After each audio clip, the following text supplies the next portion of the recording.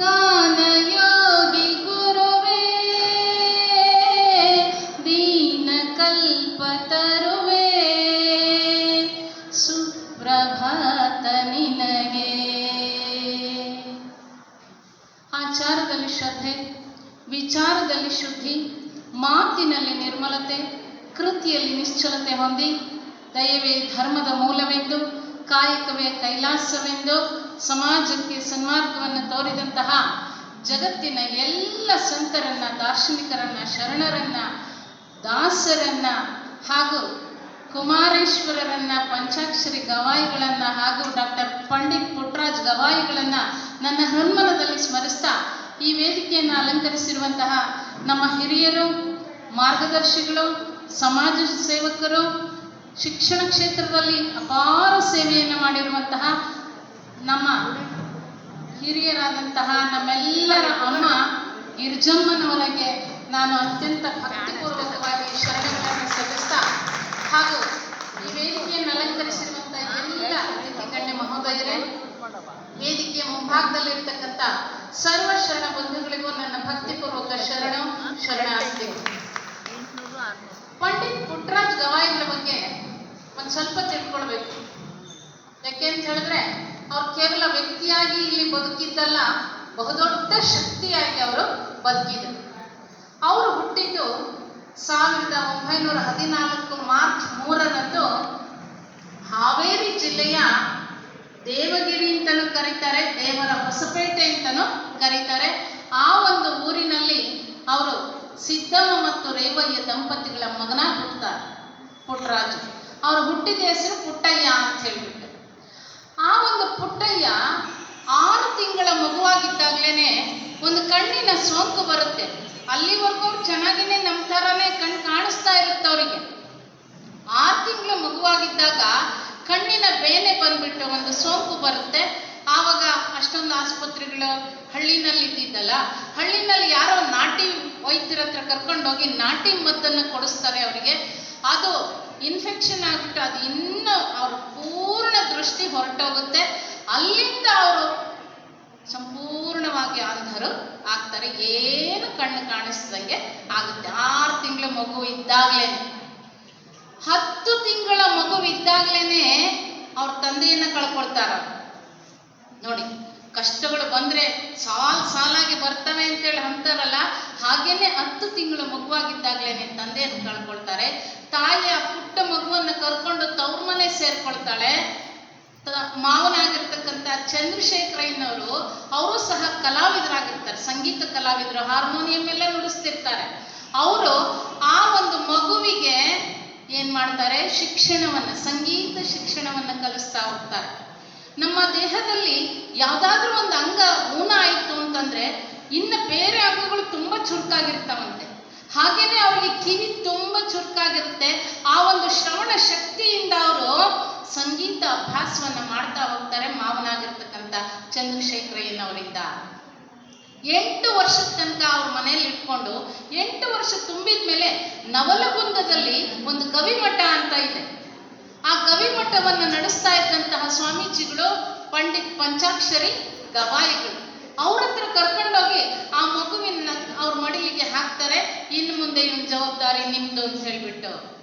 ಆ 8 ವರ್ಷದ ಬಾಲಕ ತನ್ನ ಗುರುವಾಗಿರ್ತಕ್ಕಂತಹ ಪಂಡಿತ್ ಪಂಚಾಕ್ಷರಿ ಗವಾಯಿಗಳಿಂದ ಸಂಗೀತ ಶಿಕ್ಷಣವನ್ನು ಕಲಿತಾ ಹೋಗ್ತಾರೆ.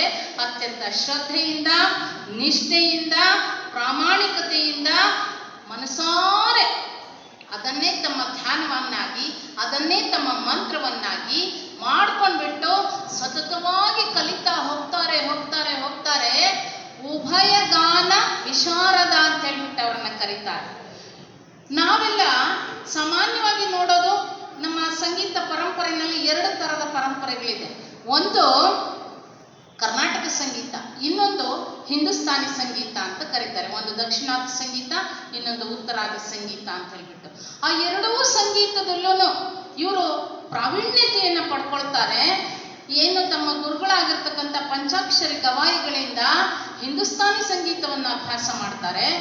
ಮತ್ತೆ ಏನು ಇದು ಬರುತ್ತೆ, ಯಾವ ಊರದು, ನರಗುಂದ ಅಲ್ಲ, ಮುಂಡರ್ಗಿನಲ್ಲಿ ರಾಘವೇಂದ್ರಾಚಾರ್ಯರು ಅಂತೇಳಿ ಒಬ್ರು ಇರ್ತಾರೆ. ಅವರು ಕರ್ನಾಟಕ ಸಂಗೀತವನ್ನು ಇವರಿಗೆ ಅಭ್ಯಾಸ ಮಾಡಿಸ್ತಾರೆ. ಹೀಗೆ ಎರಡೂ ಸಂಗೀತದಲ್ಲೂ ಪ್ರಾವೀಣ್ಯತೆಯನ್ನು ಪಡ್ಕೊಂಡಿರ್ತಕ್ಕಂಥ ಪಂಡಿತರು ನಮ್ಮ ಪುಟ್ಟರಾಜ ಗವಾಯಿಗಳಾಗ್ತಾರೆ. ಅಂತಹ ಮಹಾನ್ ಸಾಧನೆಯನ್ನು ಅವ್ರು ಮಾಡ್ತಾರೆ. ನಾವೆಲ್ಲ ಕೇಳಿ ಆಶ್ಚರ್ಯ ಪಡಬೇಕು. ನಮಗೆ ಒಂದು ವಾದ್ಯಗಳನ್ನು ನೆಟ್ಟು ನುಡ್ಸಕ್ ಬರಲ್ಲ, ಅವು ಯಾವ್ಯಾವ ಅಂತ ಹೇಳಕ್ಕೂ ಬರಲ್ಲ. ಆದರೆ ತಮ್ಮ ಕಣ್ಣಿಲ್ಲ ಅನ್ನೋದನ್ನೇ ನೆಪವನ್ನಾಗಿ ಮಾಡಿಕೊಂಡು ಅವ್ರ ಮೂಲೆಯಲ್ಲಿ ಕುತ್ಕೊಳ್ಳಿಲ್ಲ. ನಾವೆಲ್ಲ ಆದ್ರೆ ಏನ್ ಮಾಡ್ತೀವಿ, ಒಂಚೂರು ಜ್ವರ ಬಂದ್ರು ಸಾಕು, ಒಂಚೂರು ಕಾಲು ನೋವಾದ್ರೂ ಸಾಕು, ಕೈ ನೋವಾದ್ರೂ ಸಾಕು, ಅದನ್ನೇ ನೆಪ ಮಾಡಿಕೊಂಡು ಹಾಸಿಗೆ ಹಿಡ್ಕೊಂಡು ಮಲಗ್ತೀವಿ. ಆದ್ರೆ ಅವ್ರು ಹಾಗೆ ಮಾಡಲಿಲ್ಲ. ತಮ್ಮಲ್ಲಿರ್ತಕ್ಕಂಥ ಅಂಗವೈಕಲ್ಯವನ್ನೇ ಮೆಟ್ಟಿಲನ್ನಾಗಿ ಮಾಡಿಕೊಂಡು ಸಾಧನೆಯನ್ನ ಏರ್ತಾ ಹೋದ್ರು. ಸಾಧನೆಯನ್ನು ಮಾಡ್ತಾ ಹೋದ್ರು. ಸುಮಾರು 10ಕ್ಕೂ ಹೆಚ್ಚು ವಾದ್ಯಗಳನ್ನು ನುಡಿಸ್ತಾ ಇದ್ರು ಅವರು.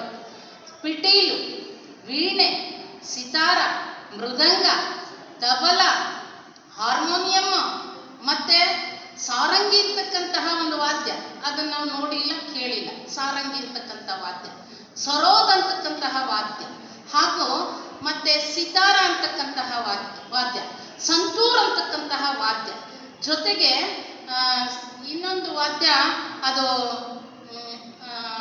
ಎಂಥದ್ದು, ಇನ್ನು ಹಲವಾರು ವಾದ್ಯಗಳನ್ನು ಅವರು ಅತ್ಯಂತ ಲೀಲಾಜಾಲವಾಗಿ ನುಡಿಸ್ತಾ ಇದ್ರು. ಕಣ್ಣು ಕಾಣಲ್ಲ ಅಂತ ನಾವಂತೀವಿ, 10ಕ್ಕೂ ಹೆಚ್ಚು ವಾದ್ಯಗಳನ್ನು ನುಡಿಸ್ತಾ ಇದ್ರು. ಅದಕ್ಕಾಗಿಯೇ ಅವರನ್ನ ಸಕಲ ವಾದ್ಯ ಕಂಠೀರವ ಅಂತ ಹೇಳ್ಬಿಟ್ಟು ಅವರನ್ನ ಕರೀತಾರೆ, ಪುಟ್ಟರಾಜ ಗವಾಯಿಗಳನ್ನ. ಅಂತ ಒಂದು ಮಹಾನ್ ಶಕ್ತಿ ಅವರಲ್ಲಿತ್ತು. ಅದಷ್ಟೇ ಅಲ್ಲ, ಸಾಹಿತ್ಯಿಕವಾಗಿ ಬಹುದೊಡ್ಡ ಸಾಧನೆಯನ್ನು ಮಾಡಿದ್ದವಂಥವ್ರು ಅವರು.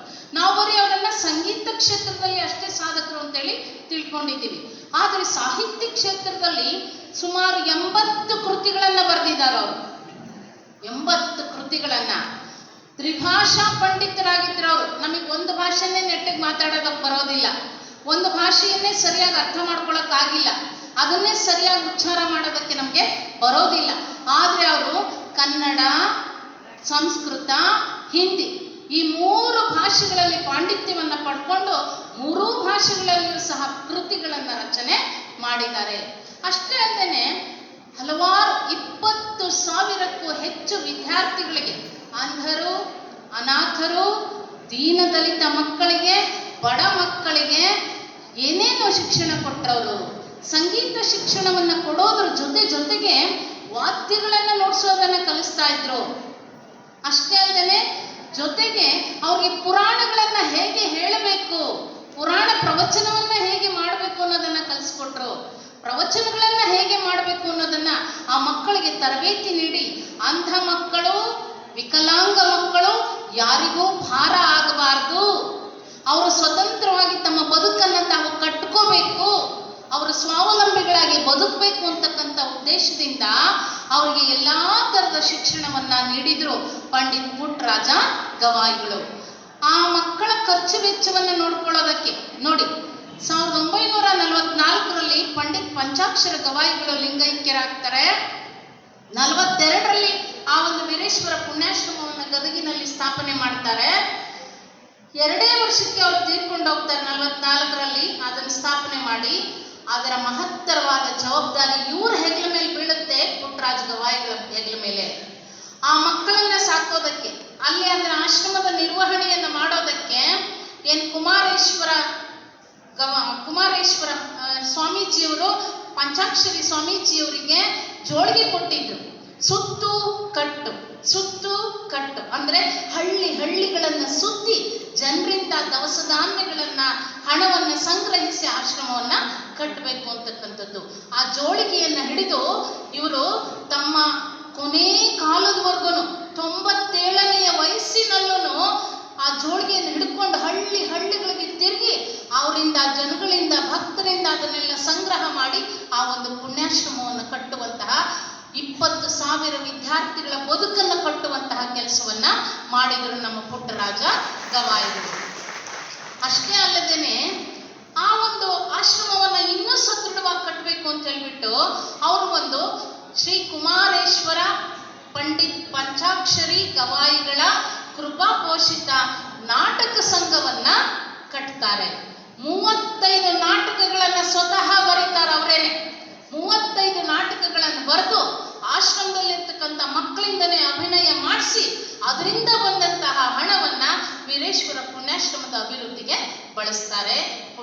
ಗವಾಯಿಗಳು. ಹೀಗೆ ಅವರ ಒಂದು ಸಾಧನೆ, ಅವರವರ ಬದುಕಿನ ರೀತಿ ಹೇಗಿತ್ತು ಅಂತಂದ್ರೆ, ಬೆಳಗಿನ ಜಾವ 4 ಗಂಟೆಗೇನೆ ಎದ್ದೇಳ್ತಾ ಇದ್ರು ಅವರು. 4 ಗಂಟೆಗೇನೆ ಎದ್ದು ನಿತ್ಯ ಕರ್ಮಗಳನ್ನು ಮುಗಿಸ್ಬಿಟ್ಟು ಅವರು ಯೋಗವನ್ನು ಮಾಡ್ತಾ ಇದ್ರು. 97 ವರ್ಷ ಬದುಕೋದಕ್ಕೆ ಕಾರಣವೇ, ಅವರ ಆರೋಗ್ಯಕ್ಕೆ ಕಾರಣ ಯೋಗವನ್ನು ಮಾಡಿ, ತದನಂತರ ಅವ್ರು ಮಾಡ್ತಾ ಇದ್ದಿದ್ದು ಬಾವಿಯಿಂದ ನೀರು ಸೇದಿ ಬಾವಿಯ ಸ್ನಾನವನ್ನು ಮಾಡ್ತಿದ್ರು, ಆ ನೀರಿನ ಸ್ನಾನವನ್ನ ಮಾಡ್ತಿದ್ರು. ಅದನ್ನ ಮಾಡ್ಕೊಂಡು ಬಿಟ್ಟು ಅವರು ಪೂಜಾ ಕೋಣೆಯನ್ನು ಸೇರ್ಕೊಂಡ್ರು ಅಂದ್ರೆ ಅನೇಕ ಚಿತ್ತದಿಂದ ಇಡೀ ಪ್ರಪಂಚವನ್ನೇ ಮರೆತು ಹೋಗುವಂತೆ ಅವರು ಲಿಂಗ ಪೂಜೆಯಲ್ಲಿ ಮಗ್ನರಾಗಿರ್ತಾ ಇದ್ರು, ಧ್ಯಾನಾಸಕ್ತರು ಆಗಿರ್ತಾ ಇದ್ರು. ಅಂಥ ಒಂದು ಏಕಾಗ್ರ ಚಿತ್ತದಿಂದ ಲಿಂಗ ಪೂಜೆಯನ್ನ ಮಾಡ್ತಿದ್ರು. ಲಿಂಗದ ಮಹಿಮೆಯನ್ನ ಅರ್ತಿರ್ತಕ್ಕಂತಹ ಅವರು ಲಿಂಗ ಪೂಜೆಯನ್ನು ಅತ್ಯಂತ ನಿಷ್ಠೆಯಿಂದ ದಿನಕ್ಕೆ 2 ಬಾರಿ ಮಾಡ್ತಾ ಇದ್ರು. ಕೆಲವೊಮ್ಮೆ 4 ತಾಸುಗಳ ಕಾಲ ಆ ಒಂದು ಸ್ಥಿತಿಯಲ್ಲೇ ಕೂತಿರ್ತಾ ಇದ್ರು, ಧ್ಯಾನಾಸಕ್ತ ಸ್ಥಿತಿಯಲ್ಲೇನೆ ಕೂತಿರ್ತಾ ಇದ್ರು. ಇನ್ನ ನಂತರ ಅವ್ರ ಮಕ್ಕಳಿಗೆ ದಿನಕ್ಕೆ ಬೆಳಿಗ್ಗೆ ಮತ್ತು ಸಂಜೆ, ಬೆಳಿಗ್ಗೆ 2 ಗಂಟೆ, ಸಂಜೆ 2 ಗಂಟೆ ಸಂಗೀತ ಪಾಠವನ್ನ ಹೇಳ್ಕೊಡ್ತಾ ಇದ್ರು ಮಕ್ಕಳಿಗೆ.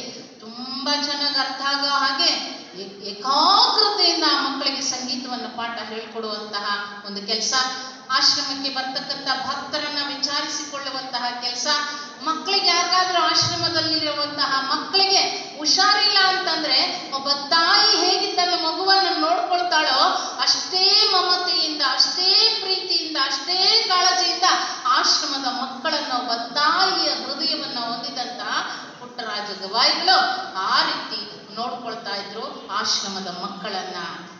ಈ ಥರದ ಒಂದು ಜೀವನವನ್ನ ನಡೆಸ್ತಾ ಇದ್ದಂತಹ ಪುಟ್ಟರಾಜ ಗವಾಯಿಗಳ ಸಂಗೀತ ಜ್ಞಾನವನ್ನ ನೋಡಿದಂತಹ ನಮ್ಮ ವರ ನಟ ರಾಜ್ಕುಮಾರ್ ಅವರು, ಡಾಕ್ಟರ್ ರಾಜ್ಕುಮಾರ್ ಅವರು ಅವ್ರ ಹತ್ರ ಸಂಗೀತ ಕಲಿಯೋದಕ್ಕೆ ಬರ್ತಾರೆ.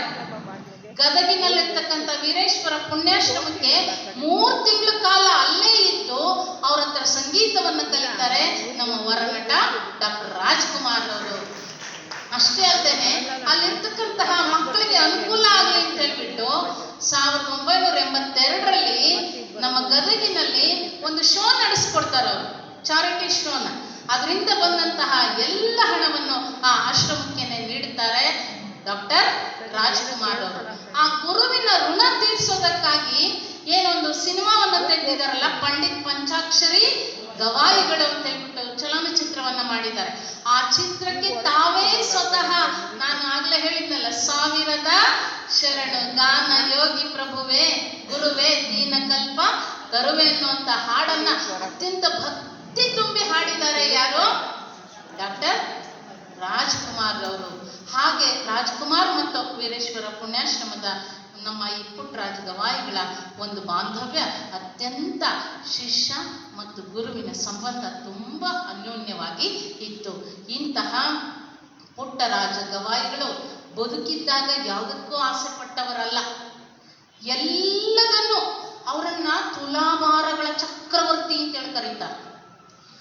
ಅವರಿಗೆ ಆದಂತಹ ತುಲಾಭಾರಗಳು 2280ಕ್ಕೂ ಹೆಚ್ಚು ತುಲಾಭಾರಗಳು ನಡೆದಿದ್ದಾರೆ. ಆ ಒಂದು ದಾಖಲೆ ಲಿಮ್ಕಾ ದಾಖಲೆ, ಲಿಮ್ಕಾ ಬುಕ್ ಆಫ್ ರೆಕಾರ್ಡ್ ಅಲ್ಲಿ ಅದು ದಾಖಲೆ ಆಗಿದೆ. ಮತ್ತೆ ಗಿನ್ನಿಸ್ ರೆಕಾರ್ಡ್ ಅಲ್ಲೂ ಸಹ ಅದು ದಾಖಲೆ ಆಗಿದೆ. ಅಷ್ಟೊಂದು ತುಲಾಭಾರಗಳು ಯಾರಿಗೂ ಸಹ ನಡೆದಿಲ್ಲ. ಅಷ್ಟು ತುಲಾಭಾರಗಳು ನಡೆದಿದ್ದರಿಂದ ಅವ್ರನ್ನ ತುಲಾಭಾರಗಳ ಚಕ್ರವರ್ತಿ ಅಂತ ಕರೀತಾರೆ. ಅವರಿಗೆ 97 ವರ್ಷ ತುಂಬಿದಾಗ ಎಲ್ಲರೂ ಸೇರ್ಕೊಂಡು ಒಂದು ಸುವರ್ಣ ತುಲಾಭಾರವನ್ನ ಮಾಡಬೇಕು ಅಂತೇಳಿ ಎಲ್ಲರೂ ಅಂದ್ಕೊಂಡಿದ್ರು. ಅಲ್ಲಿಯ ಶಾಸಕರು ಅವರೆಲ್ಲ ಅಂದ್ಕೊಂಡಿದ್ರು. ಆದರೆ ದುರಾದೃಷ್ಟವಶಾತ್ ಅವರಿಗೆ ಏನು ಮೂತ್ರಪಿಂಡದ ವೈಫಲ್ಯದಿಂದಾಗಿ ಅವರು ಬೆಳಗಾವಿಯ ಆಸ್ಪತ್ರೆಗೆ ಸೇರಿಕೊಳ್ತಾರೆ. ಆದ್ರೆ ಅವ್ರ ಮನಸ್ಸು ಸದಾ ವೀರೇಶ್ವರ ಪುಣ್ಯಾಶ್ರಮದ ಕಡೆಗೇನೆ ಎಳಿತಾ ಇರುತ್ತೆ. ಆ ಆಸ್ಪತ್ರೆಗೆ ಇರೋದಕ್ಕೆ ಅವ್ರು ಒಪ್ಪಲಿಲ್ಲ. ಇಲ್ಲ, ನನ್ನನ್ನು ಆಶ್ರಮಕ್ಕೆ ಕರ್ಕೊಂಡು ಹೋಗ್ರಿ, ಅಲ್ಲೇ ನನ್ನ ಕೊನೆ ಉಸಿರು ಎಳಿಬೇಕು ಅಂತ ಹೇಳ್ಬಿಟ್ಟು ಅವರು ತೊರಿತಾರೆ. ಅವರ ಆಸೆಯಂತೆ ಅವ್ರನ್ನ ಅಲ್ಲಿ ಕರ್ಕೊಂಡ್ಬರ್ತಾರೆ. ಸ್ವಲ್ಪ ದಿನ ಆಶ್ರಮದ ವಾತಾವರಣ ಅವ್ರಿಗೆ ಮತ್ತೆ ಖುಷಿ ಕೊಡುತ್ತೆ. ಆ ಮೂತ್ರಪಿಂಡ ವೈಫಲ್ಯದಿಂದಲೇ ಅವರು ಕೊನೆ ಉಸಿರನ್ನ ಎಳಿತಾರೆ. 2010ರಲ್ಲಿ ಕೊನೆ ಉಸಿರನ್ನು ಎಳಿತಾರೆ. ಆಗ ಅವರನ್ನ ಅಲ್ಲಿರ್ತಕ್ಕಂಥ ಗದಗಿನಲ್ಲಿರ್ತಕ್ಕಂಥ HK ಪಾಟೀಲ್ ಕ್ರೀಡಾಂಗಣದಲ್ಲಿ ಅಂತಿಮ ಸಂಸ್ಕಾರಕ್ಕಾಗಿ ಸಾರ್ವಜನಿಕ ದರ್ಶನಕ್ಕೆ ಇಡ್ತಾರೆ. ಸುಮಾರು 10 ಲಕ್ಷ ಜನ ಭಕ್ತರು ಅವರ ದರ್ಶನವನ್ನು ಪಡ್ಕೊತಾರೆ. ಅವರ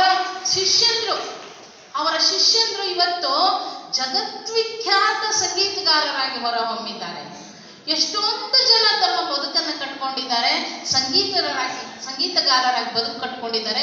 ನಾನೇ ಎಷ್ಟೊಂದು ಶಾಲೆಗಳಲ್ಲಿ ನೋಡಿದ್ದೇನೆ, ಅಲ್ಲಿ ಓದಿದಂತಹ ವಿದ್ಯಾರ್ಥಿಗಳ ಎಷ್ಟೊಂದು ಜನ ಸಂಗೀತ ಶಿಕ್ಷಕರಾಗಿ ಇವತ್ತು ತಮ್ಮ ಬದುಕನ್ನು ಕಟ್ಟಿಕೊಂಡು ಸೇವೆಯನ್ನು ಸಲ್ಲಿಸ್ತಾ ಇದ್ದಾರೆ. ಕೆಲವರು ಪ್ರವಚನವನ್ನ ಮಾಡ್ತಾರೆ, ಕೆಲವರು ಪುರಾಣಗಳನ್ನ ಹೇಳ್ತಾರೆ. ಹೀಗೆ ಎಲ್ಲರೂ ಸ್ವಾವಲಂಬಿ ಬದುಕನ್ನು ಕಟ್ಟಿಕೊಳ್ಳೋದಕ್ಕೆ ನೆರವಾದವರು ನಮ್ಮ ಪಂಡಿತ್ ಪುಟ್ಟರಾಜ ಗವಾಯಿಗಳವರು. ಅವರೆಲ್ಲರೂ ಅಹೋರಾತ್ರಿ ಅವರ ಶಿಷ್ಯಂದರು ಎಲ್ಲೆಲ್ಲಿ ಅಂತಾರಾಷ್ಟ್ರೀಯ ಮಟ್ಟದಲ್ಲಿ ಬೇರೆ ಬೇರೆ ದೇಶಗಳಲ್ಲೆಲ್ಲ ಇದ್ದಾರೆ ಅವರ ಶಿಷ್ಯಂದರು. ಅವರೆಲ್ಲರೂ ಬಂದ್ಬಿಟ್ಟು ಎಲ್ಲಾ ಶಿಷ್ಯಂದ್ರು ಇಡೀ ರಾತ್ರಿ ಹಗಲು ಸಂಗೀತ ಸೇವೆಯನ್ನು ನಡೆಸ್ತಾರೆ, ಅವರ ಒಂದು ಋಣವನ್ನ ತೀರ್ಸೋದಕ್ಕಾಗಿ. ಹಾಗಾಗಿ ಆಮೇಲೆ ಎಲ್ಲರೂ ಅಂದ್ಕೊಳ್ತಾರೆ ಅವ್ರದ್ದು ಸುವರ್ಣ ತುಲಾಭಾರ ನಡೀಲಿಲ್ಲ, ಅವ್ರಿಗೆ ಬಹಳಷ್ಟು ಪ್ರಶಸ್ತಿಗಳು ಬಂದಿದೆ. ಅದರಲ್ಲಿ ಬಹುಮುಖ್ಯವಾದಂತಹ ಪ್ರಶಸ್ತಿಗಳು ಅಂತಂದ್ರೆ ನಮ್ಮ ಕೇಂದ್ರ ಸರ್ಕಾರ, ಭಾರತ ಸರ್ಕಾರ ನೀಡಿದಂತಹ ಪದ್ಮಭೂಷಣ ಪ್ರಶಸ್ತಿ, ಮತ್ತೆ ಮತ್ತೆ ಜೊತೆಗೆ ನಮ್ಮ ಕರ್ನಾಟಕ ರಾಜ್ಯೋತ್ಸವ ಪ್ರಶಸ್ತಿ ಸಿಕ್ಕಿದೆ. ಜೊತೆಗೆ ಉಭಯ ಅಂದ್ರೆ ಎರಡೂ ಗಾನ, ಉಭಯ ಗಾನ ವಿಶಾರದ ಅನ್ನುವಂತಹ ಒಂದು ಗಾನ ಗಂಧರ್ವ, ಜೊತೆಗೆ ಇನ್ನೂ ಹಲವಾರು ಸಕಲ ವಾದ್ಯ ಕಂಠೀರವ, ಧರ್ಮಭೂಷಣ, ಬಸವಶ್ರೀ ಪ್ರಶಸ್ತಿ ಬಂದಿದೆ. ಜೊತೆಗೆ ಸಂಗೀತ, ನಾಟಕ, ಕಲಾ ಚಕ್ರವರ್ತಿ ಎನ್ನುವಂತಹ ಬಿರುದು ಸಹ ಅವರಿಗೆ ಬಂದಿದೆ. ಹೀಗೆ 10 ಹಲವು ಪ್ರಶಸ್ತಿಗಳು ಅವರಿಗೆ ಬಂದಿದ್ರು ಸಹ ಪುರಂದರ ಕನಕ ಪ್ರಶಸ್ತಿಯೂ ಸಹ ಅವರಿಗೆ ಲಭಿಸಿದೆ. ಕಾಳಿದಾಸ ಸಮ್ಮಾನ್ ಪ್ರಶಸ್ತಿ ಬಂದಿದೆ. ಜೊತೆಗೆ ಇನ್ನೂ ಒಂದು ಆಸೆ ಅವರ ಭಕ್ತರಿಗೆ, ಅವರಿಗೆ ಭಾರತ ರತ್ನ ಪ್ರಶಸ್ತಿ ಬರಬೇಕು ಅನ್ನೋದು ಎಲ್ಲ ಭಕ್ತರ ಬೇಡಿಕೆ ಆಗಿದೆ. ಅಷ್ಟೇ ಅಲ್ಲದೆ ನಮ್ಮ ಕರ್ನಾಟಕ ಸರ್ಕಾರ ಅವರಿಗೆ ಕರ್ನಾಟಕ ರತ್ನ ಪ್ರಶಸ್ತಿಯನ್ನು ನೀಡಿ ಗೌರವಿಸಬೇಕು, ಮರಣೋತ್ತರ ಪ್ರಶಸ್ತಿಯನ್ನು ಕೊಡಬೇಕು ಅಂತ ಹೇಳ್ಬಿಟ್ಟು ಅವರೆಲ್ಲರ ಭಕ್ತರ ಒಂದು ಅಪೇಕ್ಷೆ ಆಗಿದೆ. ಇಂತಹ ಮಹಾನ್ ಶಕ್ತಿಯಾಗಿ 10 ತಾನಷ್ಟೇ ಬೆಳೆಯೋದು ನಿಜವಾದ ಬೆಳವಣಿಗೆ ಅಲ್ಲ, ತಾನೂ ಬೆಳೆದು ತನ್ನ ಶಿಷ್ಯಂದಿರನ್ನ ಬೆಳೆಸುವಂತಹ ಮಹತ್ ಕಾರ್ಯವನ್ನು ಮಾಡಿದ್ದು ಡಾಕ್ಟರ್ ಪಂಡಿತ್ ಪುಟ್ಟರಾಜ್ ಗವಾಯಿಗಳವರು. ಅವರು ಸಾಹಿತ್ಯ ಕ್ಷೇತ್ರಕ್ಕೆ ಅಪಾರ ಕೊಡುಗೆ ನೀಡಿದ್ರು, ಸಂಗೀತ ಕ್ಷೇತ್ರಕ್ಕೆ ನೀಡಿದ್ರು, ಹಾಗೇನೆ ಸಮಾಜ ಸೇವೆಗೂ ಸಹ ನೀಡಿದ್ರು. ಜೊತೆಗೆ ಭಗವದ್ಗೀತೆಯನ್ನ ಅಂಧ ಮಕ್ಕಳು ಸಹ ಓದಬೇಕು ಅಂತ ಹೇಳ್ಬಿಟ್ಟು ಅದನ್ನ ಬ್ರೈಲ್ ಲಿಪಿಗೆ ಅನುವಾದ ಮಾಡಿದ್ರು. ಭಗವದ್ಗೀತೆಯನ್ನು ಅಂಧ ಮಕ್ಕಳೆಲ್ಲರೂ ಮುಟ್ಟಿ ಓದಿ ಆನಂದವನ್ನು ಪಡಬೇಕು ಅಂತ ಹೇಳ್ಬಿಟ್ಟು ಹೀಗೆ ಈ ಎಲ್ಲದರಲ್ಲಿಯೂ ಸಹ ಅವರು ತಮ್ಮ ಒಂದು ಸಾಧನೆಯನ್ನ ಮೆರೆದಿದ್ದಾರೆ. ಅಂತಹ ಅತ್ಯಂತ ಸರಳ, ನಾನು ಗದಗಲ್ಲಿದ್ವಿ, ನಾವು ಆ ಗದಗಲ್ಲಿದ್ದಾಗ ಅವರ ಆಶ್ರಮಕ್ಕೆ ಹಲವಾರು ಕಾರ್ಯಕ್ರಮಗಳಿಗೆ ಅವ್ರ ಜೊತೆನೆ ಅವ್ರ ಪಕ್ಕನೇ ಕುತ್ಕೊಂಡ್ಬಿಟ್ಟು ಆ ಕಾರ್ಯಕ್ರಮಗಳಲ್ಲಿ ಭಾಗವಹಿಸಿದಂತಹ ಪುಣ್ಯ ನಂದು ಅಂತೇಳಿ ಹೇಳ್ಕೊಳ್ಳೋದಕ್ಕೆ ನಾನು ಇಷ್ಟಪಡ್ತೇನೆ. ಮಗು ತರ ಮನಸ್ಸು ಅವ್ರದ್ದು, ಮಗು ತರ ಮನಸ್ಸು, ಯಾವ ಹಮ್ಮು ಬಿಮ್ಮುಗಳು ಇಲ್ಲದಂತಹ ಒಂದು ಮಗು ಹೇಗಿರುತ್ತೋ ಆ ಥರದ ಮನಸ್ಸು, ಹೃದಯ, ತಾಯಿಯ ವಾತ್ಸಲ್ಯದ ಹೃದಯ, ಎಲ್ಲ ಆಶ್ರಮದ ಮಕ್ಕಳನ್ನ ತನ್ನವರು ಅಂತೇಳಿ ತಿಳ್ಕೊಳ್ಳುವಂತಹ ಒಂದು ಮನಸ್ಸು. ಯಾಕೆಂದ್ರೆ ಅಂಧತ್ವದ ಆ ಒಂದು ಅನುಭವ ಅವ್ರಿಗೆ ಇದ್ದಿದ್ರಿಂದ ಆ ಅಂಧ ಮಕ್ಕಳ ನೋವು ಏನು ಅಂತ ಅವರಿಗೆ ಗೊತ್ತಿತ್ತು. ಹಾಗಾಗಿ ಅಂಧರ ಅನಾಥರ ಬಾಳಿಗೆ ಬೆಳಕನ್ನು ನೀಡಿದಂತಹ ಅವರ ದಾರಿದೀಪವಾದಂತಹ ನಮ್ಮ ಡಾಕ್ಟರ್ ಪಂಡಿತ್ ಪುಟ್ಟರಾಜ್ ಗವಾಯಿಗಳ ಬಗ್ಗೆ ಹೇಳ್ತಾ ಹೋದ್ರೆ ದಿನಗಳೇ ಸಾಕಾಗೋಲ್ಲ. ಸಿಂಧುವಿನಲ್ಲಿ ಬಿಂದು ಅನ್ನೋ ಹಾಗೆ ಸಮುದ್ರದಲ್ಲಿ ಒಂದು ಹನಿಯನ್ನ ಎತ್ತಿ ತೆಗೆದ ಹಾಗೆ ಅವ್ರ ಬಗ್ಗೆ ನಾನು ಈಗ ಹೇಳೋದಕ್ಕೆ ಇಷ್ಟಪಟ್ಟೆ. ಬಂಧುಗಳೇ, ನಾವೆಲ್ಲ ನಮಗೆ ದೇವರೆಲ್ಲ ಕೊಟ್ಟಿದ್ದಾನೆ, ಕಣ್ ಕೊಟ್ಟಿದ್ದಾನೆ, ಕಾಲು ಕೊಟ್ಟಿದ್ದಾನೆ, ಎಲ್ಲ ಕೊಟ್ಟಿದ್ದಾನೆ. ಆದ್ರೆ ನಾವೇನು ಕೊಟ್ಟಿದ್ದೀವಿ ಸಮಾಜಕ್ಕೆ ಅಂತೇಳಿ ನಮ್ಮನ್ನು ನಾವೇ ಆತ್ಮವಿಮರ್ಶೆ ಮಾಡ್ಕೋಬೇಕಾದಂತ ಸಂದರ್ಭ ಇದು. ಅವ್ರ ಕಣ್ಣಿದ್ದಿದ್ರು ಈ ಜಗತ್ತಿಗೆ, ಈ ಪ್ರಪಂಚಕ್ಕೆ, ಈ ಸಮಾಜಕ್ಕೆ, ಅಂಧರಿಗೆ, ಅನಾಥರಿಗೆ ಎಷ್ಟೊಂದೆಲ್ಲ ಕೊಟ್ಟರು. ನಾವೇನು ಕೊಟ್ವಿ ಅಂತೇಳಿ ನಾವು ಅಂದ್ಕೋಬೇಕು, ತಿಳ್ಕೊಳ್ಬೇಕು. ಇನ್ನು ಮುಂದಾದ್ರೂ ನಾವು ನಾವು ಏನಾದರೂ ಕೊಡೋದಕ್ಕೆ ಪ್ರಯತ್ನ ಮಾಡಬೇಕು. ನಾವೇನು ದೊಡ್ಡದಾಗಿ ಅವ್ರ ಥರ ಪುಸ್ತಕನೇ ಬರಿಬೇಕು ಅಂತಿಲ್ಲ, ಅವ್ರ ಥರ ವಾದ್ಯಗಳನ್ನು ನುಡಿಸ್ಬೇಕು ಅಂತಿಲ್ಲ, ಸಂಗೀತ ಹಾಡಬೇಕು ಅಂತಿಲ್ಲ. ಇವತ್ತು ತುಂಬಾ ಖುಷಿ ಆಗ್ತಾ ಇದೆ ನನಗೆ. ಈ ಒಂದು ಸಂಘಟನೆ, ಈ ಸೌಮ್ಯ ಈ ಒಂದು ಜಿಲ್ಲಾಧ್ಯಕ್ಷರ ಆದಮೇಲೆ, ಇದು ಮುಂಚೆನೂ ಇತ್ತು, ಆದರೆ ಅಷ್ಟೊಂದು ಯಾಕೋ ಅರಳಿರಲಿಲ್ಲ. ಇವತ್ತು ಅರಳಿದೆ ಮುದುಡಿದ ತಾವರೆ ಅರಳಿದೆ ಅನ್ನೋ ಹಾಗೆ ನಿಮ್ಮನ್ನೆಲ್ಲ ಎಷ್ಟು ಜನ ಬಂದ್ರಿ, ಎಷ್ಟು ಚೆನ್ನಾಗಿ ಹಾಡು ಹೇಳಿದ್ರಿ. ಅದರಲ್ಲೂ ನಮ್ಮ ವಿದ್ಯಾರ್ಥಿಗಳಿದಾರಲ್ಲ, ಅವರನ್ನು ಪ್ರೋತ್ಸಾಹಿಸಿದಂಥ ಶಿಕ್ಷಕರಿಗೆ ನಾನು ವಂದಿಸ್ತೇನೆ, ಅವ್ರ ಪೋಷಕರಿಗೆ ವಂದಿಸ್ತೇನೆ, ಬಂದಿರತಕ್ಕಂಥ ಮಕ್ಕಳಿಗೆ ನಾನು ಇವತ್ತು ಪ್ರೋತ್ಸಾಹಿಸ್ತೇನೆ. ಯಾಕೆಂದರೆ ನಾವೆಲ್ಲ ಬರ್ತೀವಿ, ಮಾಡ್ತೀವಿ, ಎಲ್ಲ ಕಲ್ತಿದ್ದೀವಿ, ಆದರೆ ಆ ಪೀಳಿಗೆಗೆ ಇದು ತಲುಪಬೇಕು. ಈ ವಿಷಯಗಳು ಅವ್ರಿಗೆ ತಲುಪಬೇಕು, ಅವರು ಮುಂದೆ ಬರಬೇಕು. ಆ ಮಕ್ಕಳು ಎಷ್ಟು ಸೊಗಸಾಗಿ ಆಡಿದ್ರಿ ಮಕ್ಕಳೇ, ನೀವು ಇದನ್ನು ಮುಂದುವರಿಸ್ಕೊಂಡು ಹೋಗಿ ಇನ್ನೂ ಬೇರೆಯವ್ರಿಗೆ ನೀವು ಸ್ಫೂರ್ತಿ ಆಗ್ರಿ ಅಂತ ಹೇಳೋದಕ್ಕೆ ಇಷ್ಟಪಡ್ತೀನಿ. ಇಷ್ಟು ಜನ ಹೆಣ್ಮಕ್ಳು ಬರೀ ನಮ್ದು ಅಡುಗೆ ಮನೆನೇ ಅಂತ ಹೇಳ್ಬಿಟ್ಟು ಚೌಕಟ್ಟನ್ನು ಹಾಕ್ಕೊಳ್ದೇನೆ ಎಲ್ಲದನ್ನು ಬಿಟ್ಟು ಅಂಜಿಕೆಯನ್ನು ಹಿಂದಿಕ್ಕಿ, ಭಯವನ್ನು ಬಿಸಾಕಿ, ಕೀಳರಿಮೆಯನ್ನು ಕಿತ್ತಾಕಿ ನೀವೆಲ್ಲ ಇಲ್ಲಿ ಬಂದು ಕುತ್ಕೊಂಡು ಹಾಡ್ತಾ ಇದ್ರೆ ಇಲ್ಲೇ ಸ್ವರ್ಗ, ನರಕ ಇಲ್ಲ, ಇಲ್ಲೇ ಸ್ವರ್ಗ ಮಾತ್ರ ಇತ್ತು. ಕೇಳೋದಕ್ಕೆ ಎಷ್ಟು ಆನಂದವಾಗಿ ಇತ್ತು. ಒಂದು ತಿಳ್ಕೊಳ್ಳೋಣ, ನಾವು ಹೆಣ್ಮಕ್ಳು ಮನಸ್ಸು ಮಾಡೋದು ಏನು ಬೇಕಾದರೂ ಮಾಡ್ಬೋದು. ಮನೆಯನ್ನ ನಂದ ಗೋಕುಲವನ್ನಾಗಿ ಬೇಕಾದ್ರೂ ಮಾಡ್ಬೋದು, ನೊಂದ ಗೋಕುಲವನ್ನು ಬೇಕಾದ್ರೂ ಮಾಡ್ಬೋದು. ಎರಡೂ ಯಾರ ಕೈಲಿದೆ? ಹೆಣ್ಣು ಮಕ್ಕಳ ಕೈಲೇನೆ ಇದೆ. ಮಕ್ಕಳಿಗೆ ಸರಿಯಾದ ಸಂಸ್ಕಾರ ಕೊಡೋದನ್ನು ಹೆಣ್ಮಕ್ಳಿಂದಾನೆ. ಏಕೆಂದ್ರೆ ಗಂಡು ಮಕ್ಕಳು ಹೊರ ದುಡಿಯೋಕೆ ಹೋಗಿರ್ತಾರೆ, ಅವ್ರಿಗೆ 108 ಚಿಂತೆಗಳಿರ್ತವೆ. ಆದರೆ ಅದನ್ನೆಲ್ಲ ನಿಭಾಯಿಸ್ಬೇಕಾಗಿರೋರು ಯಾರು? ಹೆಣ್ಣು ಮಕ್ಕಳು. ಹೆಣ್ಣು ಮಕ್ಕಳ ಜವಾಬ್ದಾರಿ ತುಂಬಾ ಇದೆ. ಅದನ್ನ ಅರ್ಥ ನಾವು ನಡೆಯೋಣ. ಯಾಕೆ ಅಂತ ಹೇಳಿದ್ರೆ, ನಾವೆಲ್ಲ ಎಷ್ಟು ದಿನ ಇರ್ತೀವಿ ಇಲ್ಲಿ? ಹುಟ್ಟಿದವ್ರು ಒಂದಲ್ಲ ಒಂದು ದಿನ ಹೋಗ್ಲೇಬೇಕು. ಹುಟ್ಟಿದಾಗ ಉಸಿರಿರುತ್ತೆ, ಹೆಸರಿರಲ್ಲ. ಸತ್ತಾಗ ಹೆಸರಿರುತ್ತೆ, ಉಸಿರಿರಲ್ಲ. ಆ ಉಸಿರು ಮತ್ತು ಹೆಸರಿನ ಮಧ್ಯದ ಬದುಕನ್ನ ಹಚ್ಚ ಹಸಿರನ್ನಾಗಿ ಮಾಡ್ಕೊಳ್ಳೋದು ನಮ್ಮ ಕೈಲೇ ಇದೆ. ಯಾಕೆಂದ್ರೆ ಸತ್ ಮೇಲೆ ಈ ದೇಹ ಅಗ್ನಿಪಾಲು ಇಲ್ಲ ಮಣ್ಣಿನ ಪಾಲು, ಉಸಿರು ವಾಯುವಿನ ಪಾಲು, ಅಸ್ಥಿಗಳೆಲ್ಲವೂ ಗಂಗೆಯ ಪಾಲು, ವಸ್ತುಗಳೆಲ್ಲವೂ ಅಗಸನ ಪಾಲು, ಸ್ವತ್ತುಗಳೆಲ್ಲವೂ ಮುಂದೆ ಕೂತು ಅತ್ತವರ ಪಾಲು, ಮಗ ಇಡುವ ಪಿಂಡ ಕಾಗೆಯ ಪಾಲು. ನಮ್ದು ಅಂತ ಏನಾದ್ರೂ ಇದೆಯಾ? ನಮ್ದು ಅಂತ ಏನೂ ಇಲ್ಲ. ಹುಟ್ಟುತ್ತೇನೋ ತರಲು ಇಲ್ಲ, ಹೋಗುತ್ತೇನೋ ಒಯ್ಯೋದಿಲ್ಲ. ಹಾಗಾದ್ರೆ ಯಾವ ವಯಸ್ಸಲ್ಲಿ ನಾವು ಹೇಗಿರ್ತೀವಿ ಅಂದ್ರೆ, 10ಕ್ಕೆ ಸೂಪರ್, 20ಕ್ಕೆ ಪವರ್, 30ಕ್ಕೆ ಪ್ರೆಸರ್, 40ಕ್ಕೆ ಶುಗರ್, 50ಕ್ಕೆ ಡೇಂಜರ್, 60ಕ್ಕೆ ಡಮಾರ್, ತಪ್ಪಿದ್ರೆ 70ಕ್ಕೆ ಫಿಕ್ಸು, 80ಕ್ಕೆ ಫ್ಲೆಕ್ಸ್. ಊರಿಗೊಂದು ಊಟ, ಗೋಡೆಗೊಂದು ಫೋಟ, ಇರೋ ತನಕ ಜಾಲಿ, ಸತ್ ಮೇಲೆ ಖಾಲಿ. ಇಷ್ಟೇ ಜೀವನ. ಹಾಗಾಗಿ ಇರೋ ತನಕ ನಮ್ಮ ಡಾಕ್ಟರ್ ಪಂಡಿತ್ ಪುಟ್ಟರಾಜ್ ಗವಾಯಿಗಳು ಹೇಗೆ ಸಾಧನೆ ಮಾಡಿದ್ರು? ಬರೀ ಸಮಾಜಕ್ಕಾಗಿ ಬದುಕಿದ್ರು, ಅಂಧರಿಗಾಗಿ ಬದುಕಿದ್ರು. ಅದೇ ತರ ನಾವು ಅಷ್ಟೊಂದು ಮಾಡದೇ ಇದ್ರು ನಮ್ಮ ಮನೆಯಲ್ಲಿರ್ತಕ್ಕಂಥ ಹಿರಿಯರನ್ನ ಚೆನ್ನಾಗಿ ನೋಡ್ಕೊಂಡ್ರೆ ಅದೇ ದೊಡ್ಡ ಪುಣ್ಯ. ಅತ್ತೆನ, ಮಾವನ್ನ, ಅಪ್ಪನ್ನ, ಅಮ್ಮನ್ನ ನಾವು ಚೆನ್ನಾಗಿ ನೋಡ್ಕೊಂಡ್ರೆ, ಕೊನೆಗಾಲದಲ್ಲಿ ಅವ್ರ ಸೇವೆಯನ್ನ ಮಾಡಿದ್ರೆ ಆ ಪುಣ್ಯ ನಮ್ಮನ್ನು ಯಾವತ್ತೂ ಕಾಯುತ್ತೆ. ಮಾಡಿದ್ದುಣ್ಣೋ ಮಾರಾಯ. ನಾವು ಏನು ಮಾಡ್ತೀವೋ ಅದನ್ನೇ ಅನುಭವಿಸ್ತೀವಿ. ಕರ್ಮ ಈಸ್ ರಿಟರ್ನ್. ನಾವು ಮಾಡಿದ ಕರ್ಮ ಎಲ್ಲಿ ಹೋದ್ರೂ ಬಿಡಲ್ಲ ನಮ್ಮನ್ನು, ಗೊತ್ತಾಯ್ತಾ? ಅದಕ್ಕೇನೆ ನಾವು ಏನೇ ಮಾಡೋದಾದ್ರೂ ಯೋಚನೆ ಮಾಡಬೇಕು. ಆದಷ್ಟು ಒಳ್ಳೆಯದನ್ನೇ ಮಾಡಬೇಕು. ಒಳ್ಳೆಯದನ್ನು ಮಾಡೋಕ್ಕಾಗಲಿಲ್ಲ ಅಂದ್ರೂ ಪರವಾಗಿಲ್ಲ, ಸುಮ್ಮನೆ ಕೂತ್ಕೋಬೇಕು. ಕೆಟ್ಟದಂತೂ ಮಾಡೋಕ್ಕೇನೆ ಹೋಗ್ಬಾರ್ದು ಅಂತೇಳಿ ಹೇಳ್ತಾ, ಇಷ್ಟು ಜನ ಹೆಣ್ಮಕ್ಳು ಬಂದಿರೋದು ನಂಗಂತೂ ತುಂಬಾನೇ ಖುಷಿಯಾಗಿದೆ. ಹೀಗೇನೆ ನೀವೆಲ್ಲರೂ ಎಲ್ಲೆಲ್ಲೇ ಅವಕಾಶಗಳು ಸಿಗ್ಲಿ ಹೊರ ಬರ್ತಾ ಇರಿ. ಜೊತೆಗೆ ನೀವು ಇಡೀ ಮನೆ ನೋಡ್ಕೊಳ್ತೀರಾ, ಮಕ್ಳನ್ನ ನೋಡ್ಕೊಳ್ತೀರಾ, ಗಂಡನ್ನ ನೋಡ್ಕೊಳ್ತೀರಾ, ಅಡುಗೆ ಮನೆ ನೋಡ್ಕೋತೀರಾ, ಎಲ್ಲ ನೋಡ್ಕೋತೀರಾ. ನಿಮ್ಮನ್ನು ನೀವು ಸ್ವಲ್ಪ ನೋಡ್ಕೊಳ್ಳಿ. ನಿಮ್ಮ ಆರೋಗ್ಯದ ಬಗ್ಗೆನೂ ನೀವು ಸ್ವಲ್ಪ ಕಾಳಜಿಯನ್ನ ವಹಿಸಿ. ನೀವು ಚೆನ್ನಾಗಿದ್ರೆ ಮಾತ್ರ ಇಡೀ ಕುಟುಂಬ ಚೆನ್ನಾಗಿರೋದಕ್ಕೆ ಸಾಧ್ಯ ಆಗುತ್ತೆ. ನೀವೊಬ್ರು ಮೂಲೆ ಹಿಡಿದ್ರಿ, ಹಾಸಿಗೆ ಹಿಡಿದ್ರಿ ಅಂದ್ರೆ ಇಡೀ ಕುಟುಂಬ ಅಲ್ಲೋಲ ಕಲ್ಲೋಲ ಆಗುತ್ತೆ.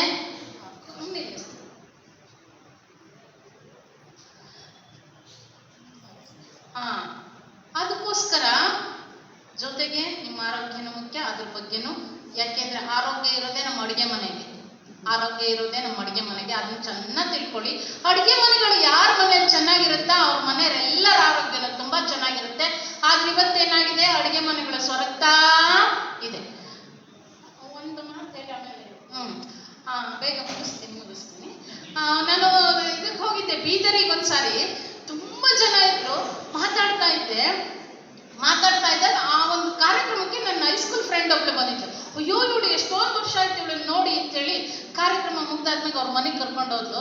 ಅಡುಗೆ ಮನೆ ಡಬ್ಬಿ ಎಲ್ಲ ಹುಡ್ಕಾಡ್ ನೋಡಿದ್ದೀನಿ. ನಾನು ತುಂಬಾ ದಿನಕ್ಕೆ ಸಿಕ್ಕಿದ್ದೀನಿ, ಏನಾದರೂ ಸ್ವೀಟ್ ಕೊಡಬೇಕು ಅಂತೇಳಿ. ಡಬ್ಬಿ ನೋಡಿದ್ರೆ ಏನು ಸ್ವೀಟ್ ಇರಲಿಲ್ಲ. ತಕ್ಷಣ ಇವತ್ತು ನಾವೆಲ್ಲ ಆರ್ಡರ್ ಮಾಡಿಬಿಡ್ತೀವಿ. ಅವಳು ಆರ್ಡರ್ ಮಾಡಿದ್ಲು. ಮಾಡಿದ ತಕ್ಷಣ ಆ ಕಡೆಯಿಂದ ಫೋನ್ ಎತ್ಕೊಂಡ್ರು. ತಮಗೇನು ಬೇಕು ಅಂತ ಕೇಳಿದ್ರು. ಸಿಹಿ ತಿಂಡಿ ಬೇಕು ಅಂದ್ಲು. ಲಾಡು ಬೇಕಾದರೆ 1 ಒತ್ತಿ, ಜುಲಾಬಿ ಬೇಕಾದರೆ 2 ಒತ್ತಿ, ಒಬ್ಬಟ್ಟು ಬೇಕಾದ್ರೆ 3 ಒತ್ತಿ ಅಂದ್ರು. ಅವಳು ಲಾಡು ಅಂತ 1 ಒತ್ತಿದ್ಲು. ಮತ್ತೆ ಕೇಳಿದ್ರು, ನಿಮ್ಗೆ ಡ್ರೈ ಫ್ರೂಟ್ಸ್ ಲಾಡು ಬೇಕಾದ್ರೆ 1 ಒತ್ತಿ, ಗುಳಿಗೆ ಲಾಡು ಬೇಕಾದ್ರೆ 2 ಒತ್ತಿ, ಮತ್ತೆ ಬೇಸಿಕ್ ಲಾಡು ಬೇಕಾದ್ರೆ 3 ಒತ್ತಿ ಅಂದ್ರು. ಅವಳು ಗುಳಿಗೆ ಲಾಡು ಅಂತ ಒತ್ತಿದ್ಲು. ಮತ್ತೆ ಕೇಳಿದ್ರು, ನಿಮ್ಗೆ 1/4 kg ಬೇಕಾದ್ರೆ 1 ಒತ್ತಿ, 1 kg ಬೇಕಾದ್ರೆ 2 ಒತ್ತಿ, 5 kg ಬೇಕಾದ್ರೆ 3 ಒತ್ತಿ, 1 ಕ್ವಿಂಟಾಲ್ ಬೇಕಾದ್ರೆ 4 ಒತ್ತಿ ಅಂದ್ರು. ಅವಳು ಒತ್ತು ಗಡಿಬಿಡಿನಲ್ಲಿ 4 ಒತ್ತಿ ಬಿಟ್ಲು. ಅಯ್ಯೋ, 1 ಕ್ವಿಂಟಲ್ ತಗೊಂಡು ನಾನೇನ್ ಮಾಡ್ಲಿ ಅಂತ ಫೋನ್ ಇಟ್ಲು. 2 ನಿಮಿಷ ಬಿಟ್ಟು ಆ ಕಡೆಯಿಂದ ಫೋನ್ ಬಂತು. ನಿಮ್ಮ 1 ಕ್ವಿಂಟಾಲ್ ಗುಳಿಗೆ ಲಾಡೋ ಆರ್ಡರ್ ಅನ್ನು ಸ್ವೀಕರಿಸಿದ್ದೇವೆ, ದಯಮಾಡಿ ನಿಮ್ಮ ಮನೆಯ ವಿಳಾಸ ತಿಳಿಸಿ ಕಳಿಸಿ ಕೊಡುತ್ತೇವೆ ಅಂದ್ರು. ಆವಾಗ ಅವಳಂದ್ರು, ಅಯ್ಯ ನಾನು ಫೋನ್ ಮಾಡಿಲ್ಲ ಅಂದ್ರು. ಹಾಗಾದ್ರೆ ನಿಮ್ಮ ತಂಗಿ ಫೋನ್ ಮಾಡಿರ್ಬೇಕು, ಅವ್ರಿಗೆ ಫೋನನ್ನು ಕೊಡಿ ಅಂದ್ರು. ಆಗ ಅವಳಂದ್ಲು, ನಾವು 6 ಜನ ಅಕ್ಕ ತಂಗಿಯರಿದ್ದೇವೆ. ಮೊದಲನೇ ಬೇಕಾದ್ರೆ 1 ಒತ್ತಿ, 2ನೇ ಬೇಕಾದ್ರೆ 2 ಒತ್ತಿ, 3ನೇ ಬೇಕಾದ್ರೆ 3 ಒತ್ತಿ, 4ನೇ ಬೇಕಾದ್ರೆ.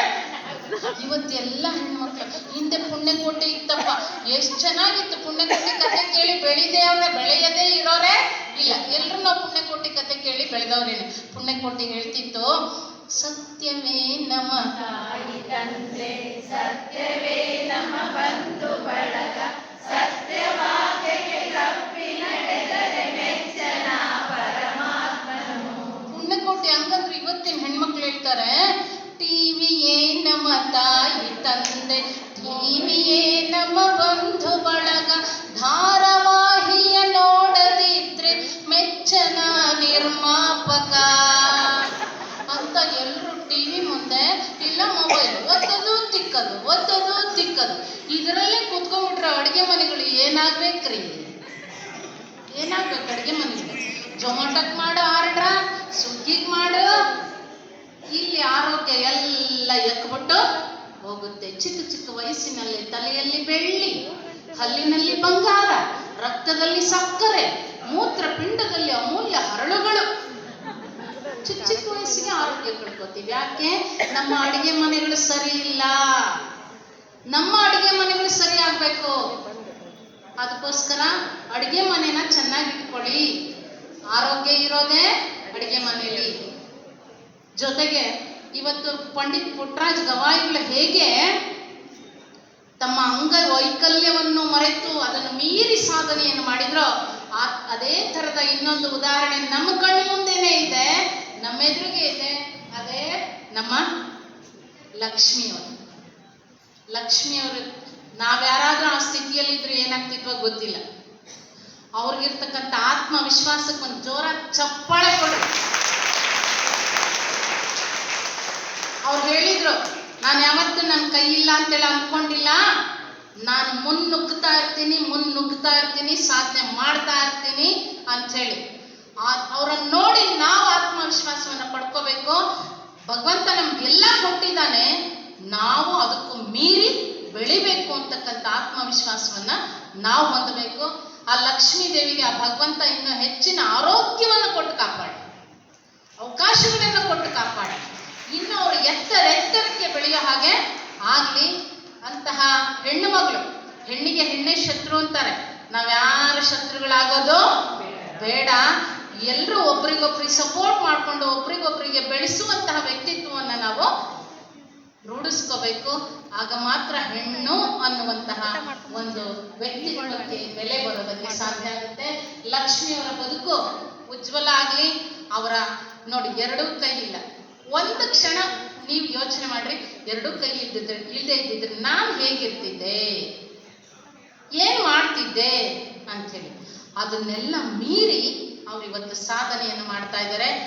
ಮತ್ತೆ ಇವತ್ತು ನಮ್ಮ ಈ ಒಂದು ಸಮಿತಿಯವರು ಇಂಥವ್ರನ್ನ ಗುರುತಿಸಿದಾರಲ್ಲ, ಇವರಿಗೊಂದು ಜೋರ ಚಪ್ಪಾಳೆ ಬರ್ಬೇಕಪ್ಪ.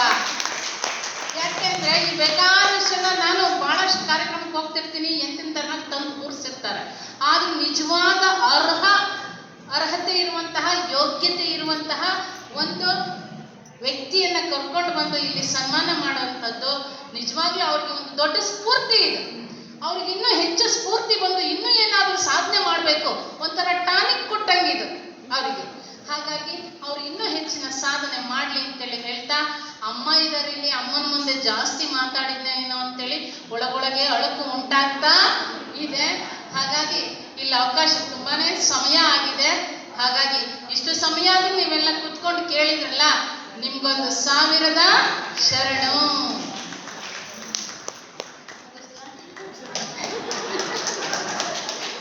ನಾನು ಧಾರವಾಡಕ್ಕೆ ಹೋಗಿದ್ದೆ, ಇದೊಂದು ಹೇಳಿ ಮುಗಿಸ್ಬಿಡ್ತೀನಿ. ಬಹಳ ಜನ ಸೇರ್ಬಿಟ್ಟಿದ್ರು. ಹಿಂಗೆ ಮಾತಾಡ್ತಾನೆ ಇದ್ದೆ. ಒಬ್ರು ಯಜಮಾನ್ರು ಮಮತಾ ತರಾನೇ ಒಂದು ದಪ್ಪನ ಕೋಲ್ ಹಿಡ್ಕೊಂಬಂದು ನಿಂತು ಬಿಟ್ರು. ದೂರಿಗೆ ಹೋಗಿದ್ದೀನಿ, ಏನಪ್ಪ ಮಾಡೋದು ಅಂತೇಳಿ ನಾನು ಅವ್ರನ್ನ ನೋಡಿದ ತಕ್ಷಣ ಮಾತು ನಿಲ್ಸಿದ್ದೆ. ಆವಾಗ ಅವ್ರು ಅಂದ್ರು, ಅಯ್ಯ ನಿಮ್ಗೇನು ಮಾಡಲ್ಲ, ನಿಮ್ಮ ಪಡೆಗೆ ನೀವು ಮಾತಾಡ್ರಿ ಅಂದ್ರು. ಅದ್ಲ ಹೋದ್ರು. ಬಿಡು, ಬೀಸೋದೊಣ್ಣೆ ತಪ್ಪಿದ್ರೆ 1000 ವರ್ಷ ಆಯಸ್ಸು ಅಂತೇಳಿ ಮತ್ತೆ ಮಾತಾಡೋದಕ್ಕೆ ಶುರು ಮಾಡಿದೆ. ನಾನು ನಿಲ್ಲಿಸ್ತೀನೇನೋ ಅಂತ ಸ್ವಲ್ಪ ಹೊತ್ತು ನೋಡಿದ್ರು. ನಾನು ಯಾವಾಗ ನಿಲ್ಲಿಸ್ತಿಲ್ವೋ ಮತ್ತೆ ಬಂದು ನಿಂತು ಬಿಟ್ರು ಇವ್ರಂಗೆ. ಆಗ ಅವ್ರನ್ನ ನೋಡಿ ಮಾತು ನಿಲ್ಸಿದೆ ನಾನು. ಆವಾಗ ಅವ್ರಂದ್ರು, ಅಯ್ಯ ನಿಮ್ಮ ಪಾಡಿಗೆ ನೀವು ಮಾತಾಡ್ರಿ, ನಿಮ್ಗೇನು ಮಾಡಲ್ಲ, ನಿಮ್ಮನ್ನ ಕರ್ಸಿದಾರಲ್ಲ ಅವ್ರನ್ನ ಹುಡುಕಾಡ್ತಿದೀವಿ ನಾವು. ಮತ್ ಸೌಮ್ಯ ಹುಡುಕಾಡಿದ್ರು ಕಷ್ಟ ನೀವು. ಹಾಗಾಗಿ ಪಂಡಿತ್ ಪುಟ್ಟರಾಜ ಗವಾಯಿಗಳನ್ನ ಮತ್ತೊಮ್ಮೆ ಸ್ಮರಿಸ್ತಾ ಅವ್ರ ಸಾಧನೆಯನ್ನ ನಾವೆಲ್ಲರೂ ಸ್ಫೂರ್ತಿಯಾಗಿ ತಗೊಳ್ಳೋಣ ಅಂತೇಳಿ ಹೇಳ್ತಾ ತಮ್ಮೆಲ್ಲರಿಗೂ ನಮಸ್ಕಾರವನ್ನು ತಿಳಿಸ್ತಾ ನನ್ನ ಮಾತು ಮುಗಿಸ್ತೇನೆ. ಸರ್ವರಿಗೂ ಶರಣಾರ್ಥಿ.